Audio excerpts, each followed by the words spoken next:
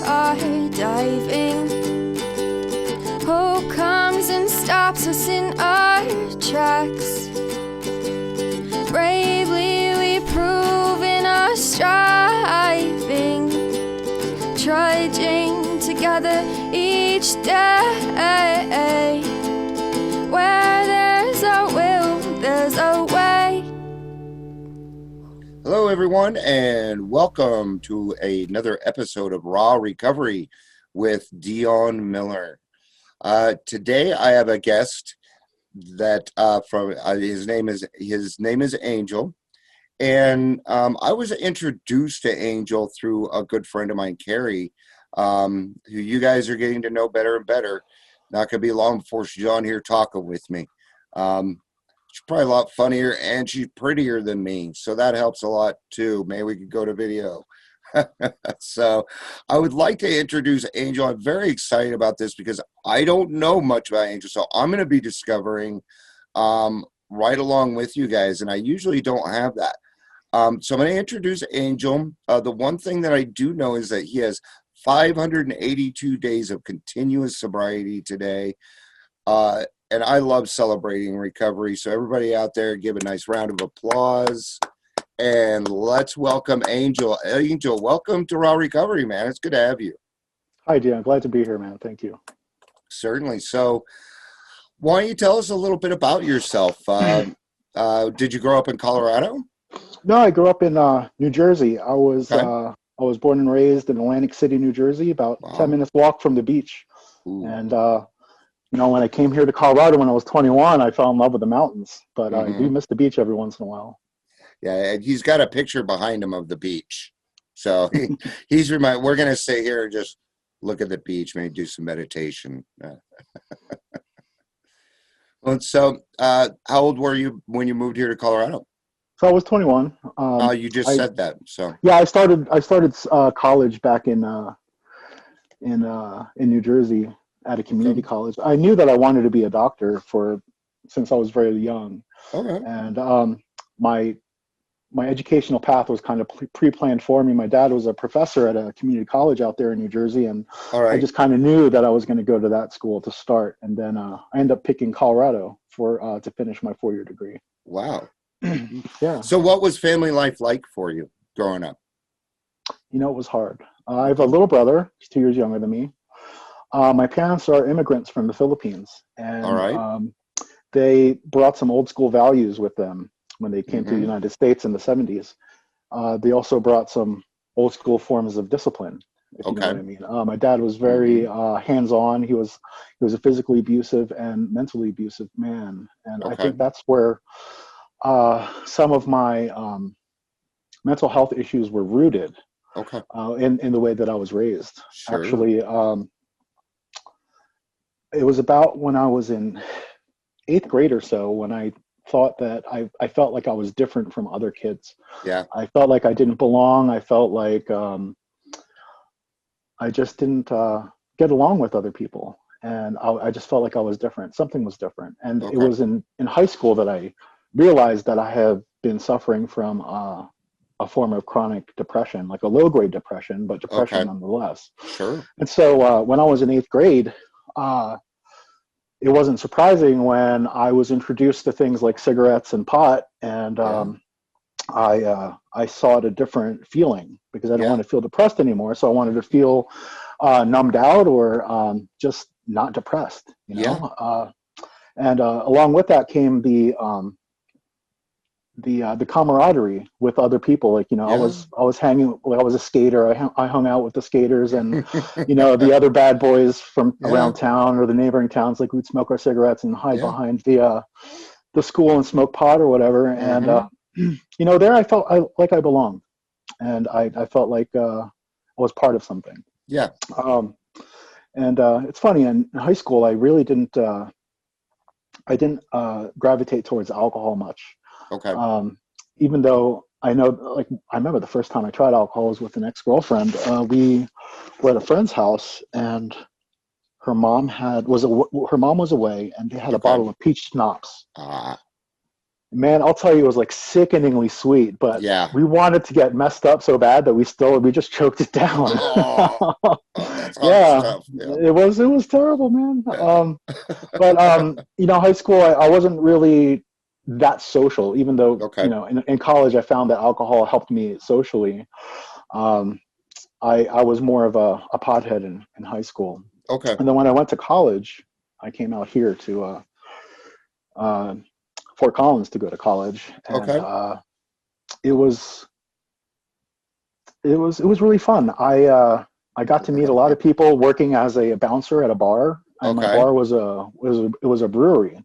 All right. And I kind of forced myself into that position. One of my friends was a bouncer, and he asked me if I wanted to work the same job, and I thought how cool it would be. But here I am, like self-conscious, and Uh-huh. not feeling and feeling kind of socially awkward. So I thought, maybe it'll be good for me, and it was good for me. Like I met a lot of people. I got to get out of my own skin for a little Yeah. while there. And another perk was we had a kegerator at home, and I was able to get microbrew kegs for pretty cheap. Yeah. So we would get kegs like on a Friday, and then have a rager on Friday night, party through Saturday, and then finish it off on Sunday. Yeah. But for me, I tried a lot of different drugs when I was in college and part of high school. I was doing I tried LSD and mushrooms. Really liked mushrooms. Liked ecstasy, and It wasn't until later in college that I had tried harder stuff like cocaine. A friend of mine had bought a bag, and a bunch of them were standing around at my friend's house, and I was like, "What the hell are you guys doing?" "Oh, we're doing cocaine." And I thought to myself, "Whoa, okay, you have some drug experience, but maybe you shouldn't go this route." Yeah, because I know that it's it can be very dangerous. But Mhm. I ignored the little voice in my head, and I was like, "Let's go party, let's have fun." And I did. I had some fun, and I never bought my own bag, and everything was it was like I felt the elation or Okay. the happiness of being drunk and sociable. I was a happy drunk. Yeah. I wasn't an angry drunk that liked to fight. I was like a happy drunk where I was everybody's best friend, and that's Which is good because you're a big guy. and I kind of felt that way when I was doing cocaine too. But I never got my own bag. I always let other people buy it, and I just wanted to stay away from it. And I went to so in other words, I felt like I had my drinking and my drugging under control. Okay. Because I was able to since I was working towards becoming a doctor and getting into medical school, you have to jump through all these hoops. And I figured, well, if I'm going to school and working 2 jobs and getting good grades, then, my drinking and drugging can't be all that bad because I'm able to maintain just sub A average, like a 3.7 average and things like that, and still make it to work and stay functional. Right. And so I went to grad school, and I was smoking pot every day back then, by the way. I was living with some friends that one of my buddies was a hippie, and he was really into those jam bands, and we would jam out and just have a party and smoke from his dragon bowl. Yeah. Anyway, when I got to grad school, I realized that I couldn't maintain the behaviors that I was participating in and continue to get good grades because things kind of got ramped up a notch. It wasn't just undergrad anymore. And so I decided I would just smoke pot at the end of the day. When if I went to work, if I went to classes and I did all my studying, if I went to work out, at the end of the day, right before I go to sleep, I'd have a bowl so then I could just kind of relax. It was like a reward. And it worked out pretty well for me, honestly. And I was able to keep things under control in that way.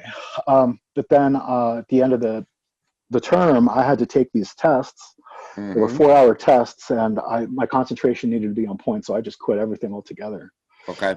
And that's kind of how it stayed for me until I got to medical school. Okay. So I was kind of like an addict who was treating his depression with drugs and alcohol. And I was going to therapy. I was taking medications, but none of that stuff was working for me. Okay. The self-medicating I felt like was working for me. Okay. And so when I went to medical school, I removed all those substances from my life, All right. except alcohol. When we would go through different testing periods. So we would say go through 3 weeks of hardcore schooling, and then we'd have a week of all tests. And then after Okay. that week of tests, a bunch of us would go out and Mm-hmm. we'd rage, and we'd have like there would be a lot of drinking. We'd Yeah. just have a big binge. And that weekend we would recover, and then back to the grind the next day. And so I did that for the 4 years of medical school. And Wow. 1 year on the fourth year of medical school, I came home one day, and one of my roommates had one of his buddies over, and they were doing coke. And I was like, oh, wow, a little visitor from the past. And I was like, I remember how fun this was. And they're like, hey, you want to play? And I'm like, yeah, I do. And I really thought nothing much of it. And I partook and, got high. I tried to play my guitar, and it was really weird. My hands weren't working really well. I wasn't able to play my guitar, but I was like, fuck it. It feels really good. I don't care that I can't move my hands as well as I used to. I'm just having a good time right now with my friends. Yeah. And next thing I know, I'm going to this weekly poker game with a bunch of guys that probably shouldn't have been hanging out with, but they were able to get me the stuff I was looking for. Right. And so it started out splitting a bag with somebody, and I would we'd get an eighth and split it, and then I would hold that half an eighth for the week, and it would last me a week. And then the story. Next thing I know, I've got a bag of my own for that night. Yep. And that's it. And now you're buying it. And I'm not buying it by myself. Yep. Yep. And so I got a monkey on my back really, really quickly. And, with the stress of medical training and things like that, it was a nice escape to just go home and numb out. But it wasn't long before, the side effects would creep into my daily life. And so, being hungover or strung out at work when I'm trying to take care of patients or learn how to take care of patients, it's not very conducive to my learning, number one. Number two, it's not very safe for the people that I'm supposed to be taking care of. Correct. And I thought I was getting away with it, and I feel like I was.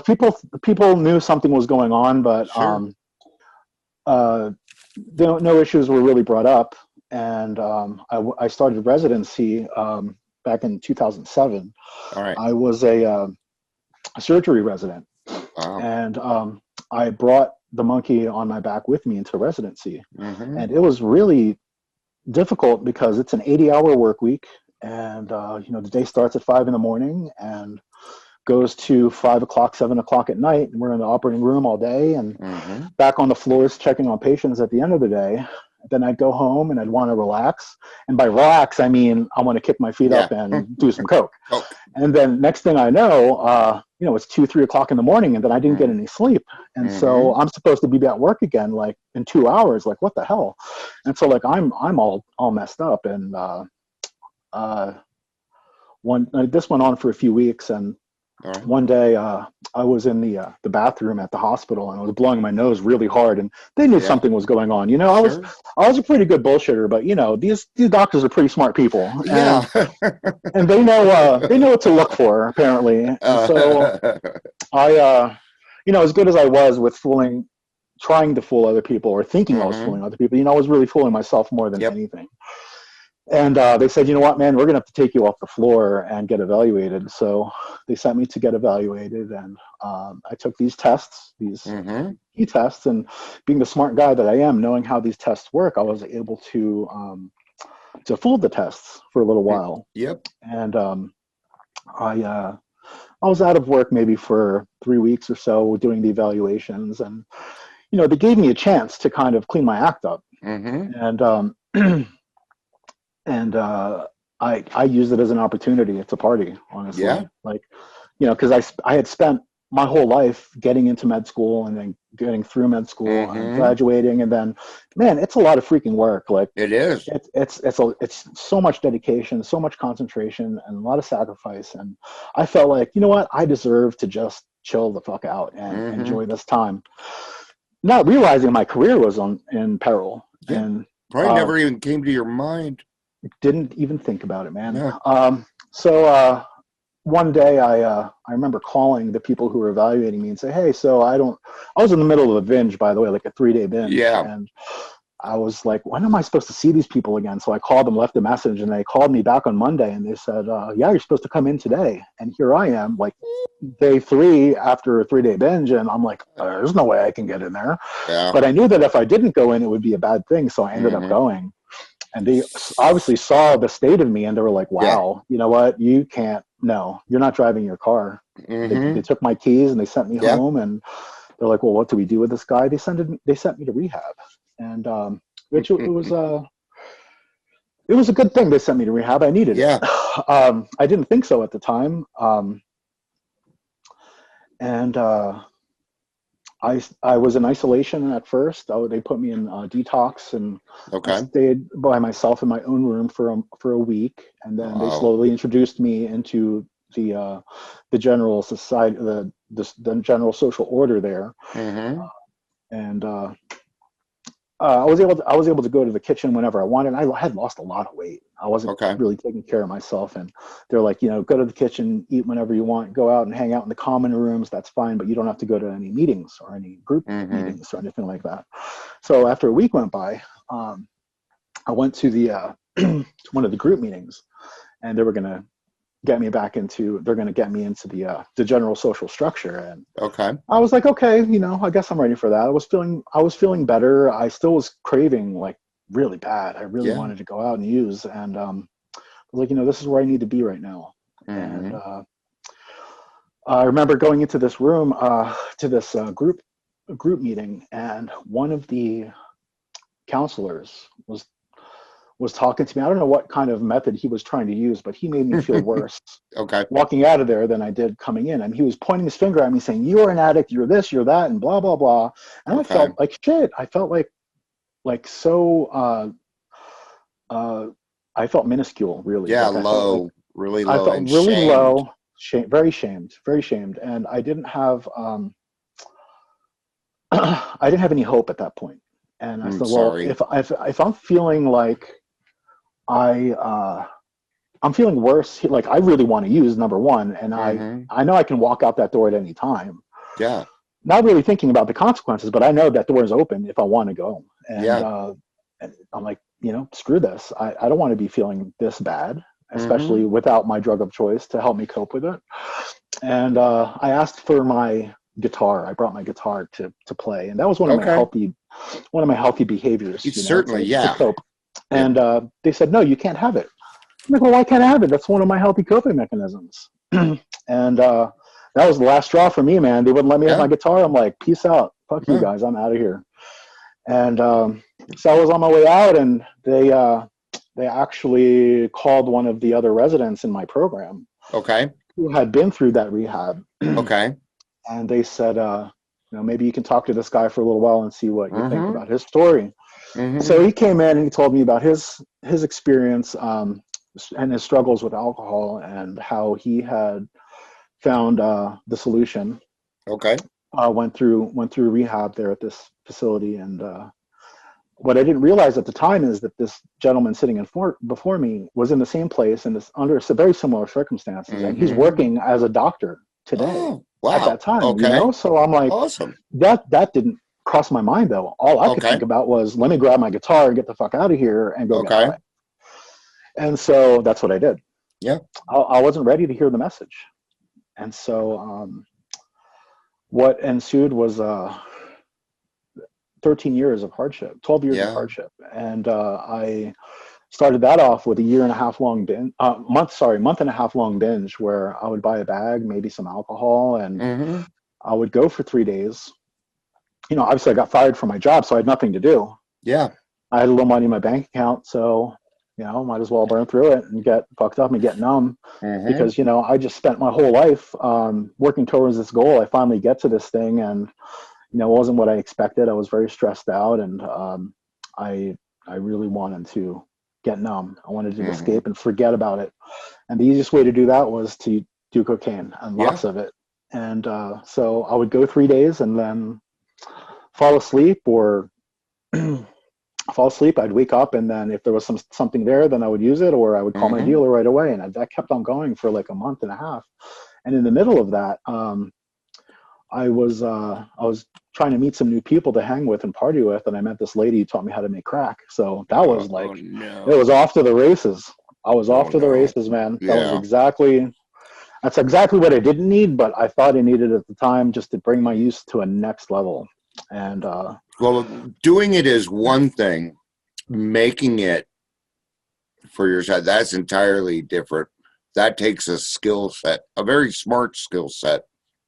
And that can be, for somebody that's smart, I mean, you don't become a doctor because you're not intelligent. I mean, that's just, we know that. So in this situation, a doctor, it's almost like we're starting to listen to the story of Breaking Bad now or something here. So that just really scared me, and I wanted to bring that up. Not scared me, but okay. I could feel that. I could feel it in your voice.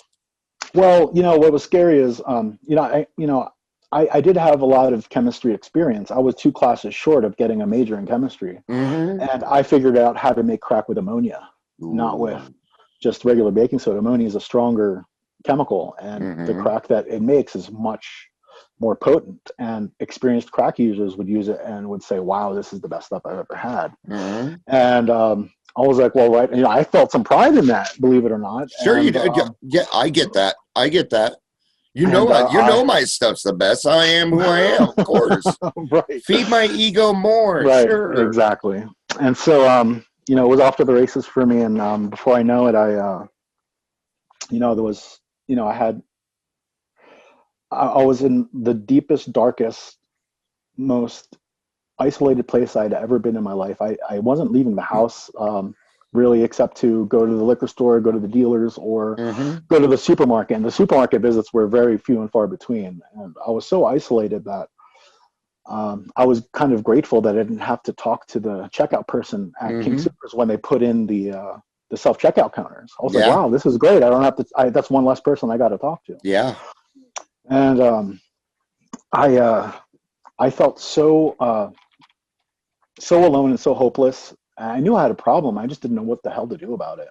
People would call me on my cell phone, and I would have numbers come up or names come up on my caller ID, whether it was a friend or if it was my parents. And I wanted so badly to pick up that phone and say, hey, I need help, but I just couldn't do it. I was too proud. I was too ashamed.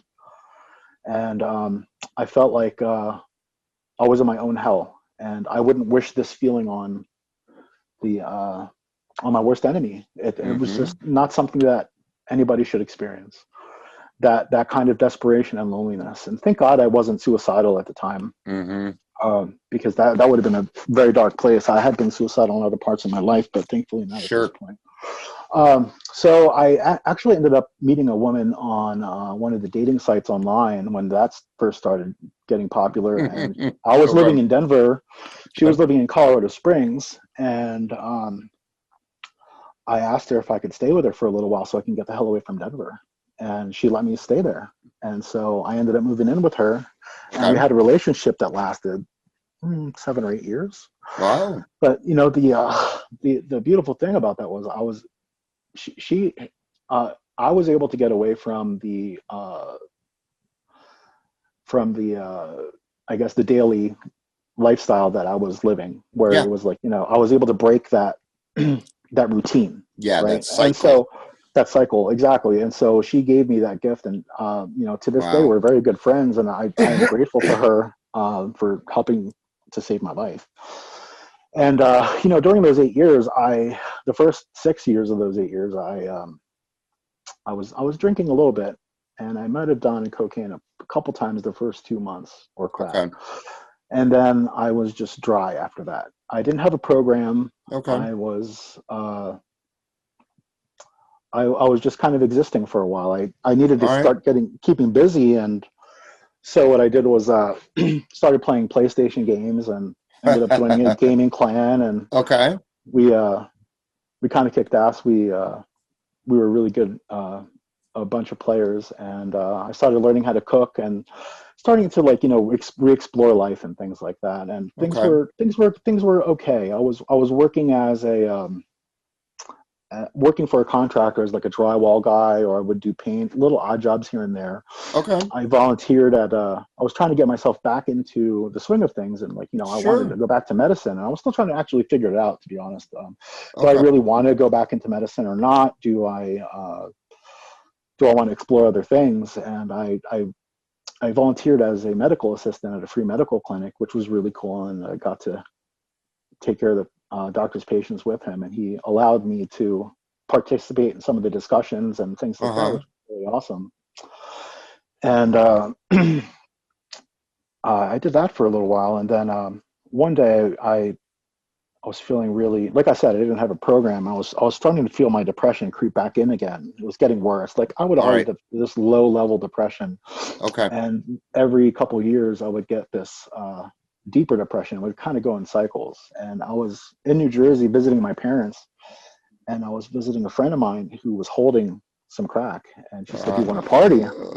She was like, "Do you want to party?" And I'm like, well, the stars lined up perfectly, because after 7 years or 6 years of not doing it, I was like, let's go.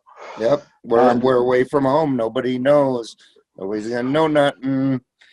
Right. So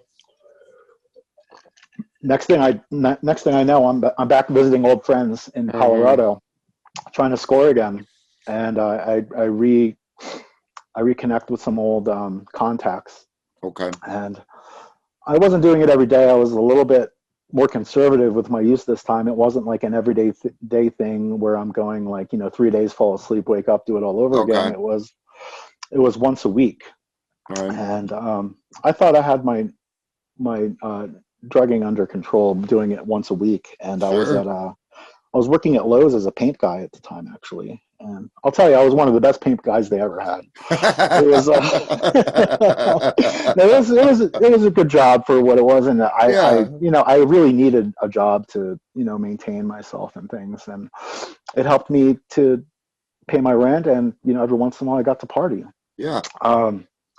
So what I didn't realize is that one day that I was using, the rest of the week, the other 6 days would kind of revolve around that one day that I would plan for. So I'd make sure that there was money in the bank. I would make sure that I had the day off afterwards, or, I didn't have any other social obligations. Yeah. And then the day would come, and I would spend all week. Like, it's like, when I'm going on a trip to Hawaii next week, all I can think about is going to Hawaii. Well, all I can think about during the whole week is like my day of partying. Yeah. And, I was obsessed. I was absolutely obsessed. And so the day would come, and sometimes my dealer wouldn't be holding, and I would either go scrape my pipes or grab a bottle of alcohol. I would get numb one way or another, and then he would call me the next day and say, "Hey, I've got something." And I'm like, "Oh, awesome. Well, I'm coming over," not even thinking, well, I have work the next day. Yep. So I end up no calling, no showing at work a few times, a handful of times, and putting strain on my coworkers and on the management. And I got written up for it, and didn't get fired, thank God. Okay. But that was the start of my next chapter of using. Okay. And one of my old buddies from medical school, he ended up getting a job as one of the program directors at a local hospital. All right. And he said, "Hey, listen, well, I know that one of the reasons why he took that job was so he could help me get back in." All right. And he gave me an opportunity to come in, interview, and I got hired to get back in as a resident. Okay. Yeah. So because of my past, I had to get evaluated again. Sure. By the people who represented the medical board. Yeah. And so we did an interview. They asked me, "Oh yeah, so how have things been going? You said that you were going to go to 12 steps after your last gig, but you never, like, what happened with that? Have you been doing drugs? Are you doing cocaine now?" And I'm like, no, I didn't go to AA, and no, I'm not doing cocaine. Everything's been great. But, in reality, for the last 2 years, I've been using once a week. Yeah. Like an 8-ball once a week. And I went through the interview and thought I had them fooled. And they knew better. They knew. Yeah. So at the end of it, they're like, "Okay, well, so here's what we're going to do. We're going to do a test." And I was ready for the piss test. I knew that I was going to piss clean. Yeah.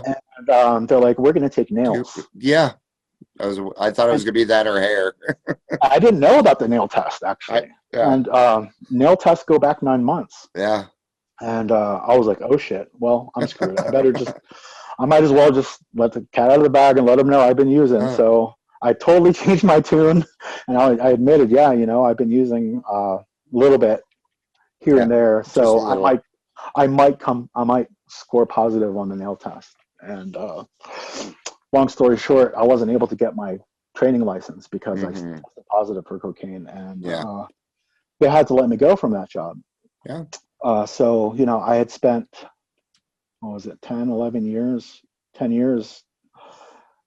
trying to figure out what I wanted to do and find ways to get back in, and finally had this opportunity by the grace of God and by, the generosity of my friend. Mm-hmm. And, here I go, fucking it up again. So I screwed up with drugs, ruining my career, or putting my career on hold, rather, not once, but twice. Yeah. Twice. And so, well, what did I want to do about it? Well, I certainly didn't want to say, well, I want to stop. Yeah. I wanted to get fucked up and forget about it all. Yeah. And so that's what I did. I kept on getting fucked up. But then the people who evaluated me, they said, maybe you need to go to 12 steps, go to an AA meeting, see if that helps you. And I thought, well, if it'll save my career, then maybe I'll do that. And then I started seeing an addiction therapist. Okay. And he told me the same thing. Well, now there's two different groups of people telling me that maybe this thing could help me. Yeah. I said, okay, maybe. so I'll go check it out.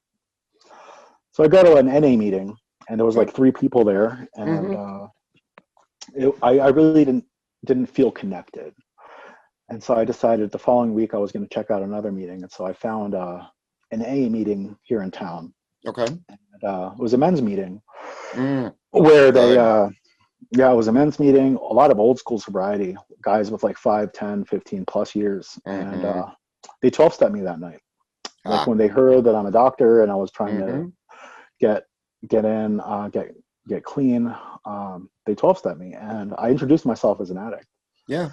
So at the end of the meeting, a few gentlemen stayed behind and they pulled me aside and they said, hey man, we know what you're here for, but this is a closed meeting. This is AA. This is a closed meeting. If you want to stay and hang with us, you're gonna have to catch our disease. So, so respect the house you're in, and I identify myself as an alcoholic when I'm in an AA meeting now. Sure. And it's not a lie, because alcohol certainly was part of my story. Oh, heck yeah. Oh, heck yeah. There was certainly an addiction to alcohol there.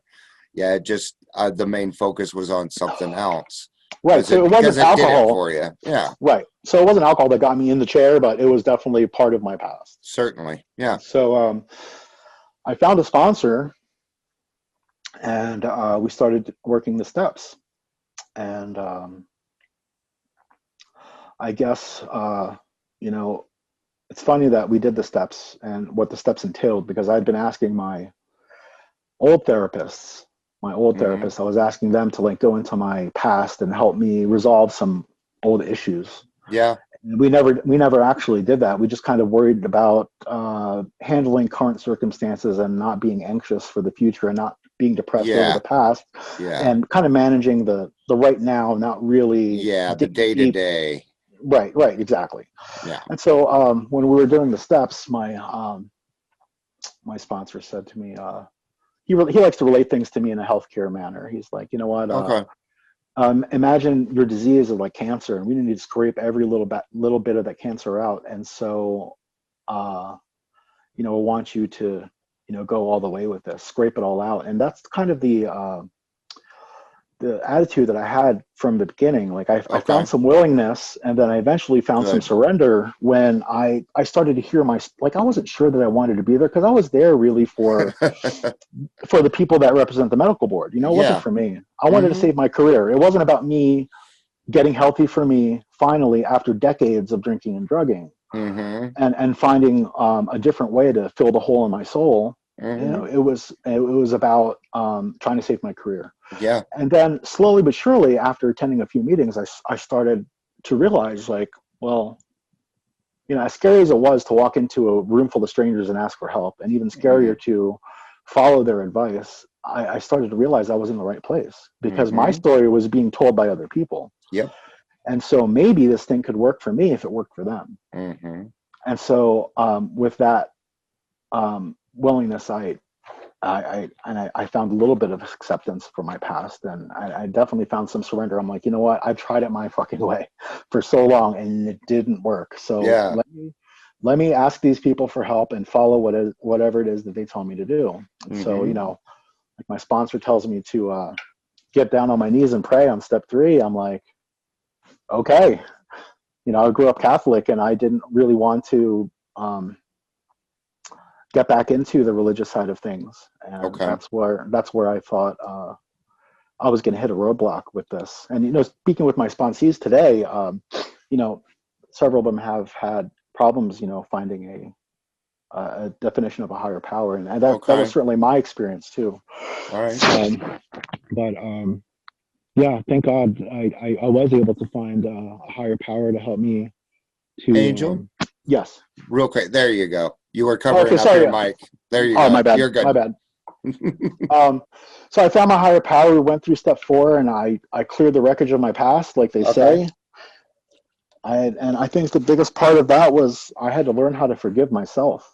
Mm-hmm. And I remember I was in around step 4. I was in a meditation meeting, and I thought to myself, "Wow, man, you're your own worst enemy. You know that?" Mm-hmm.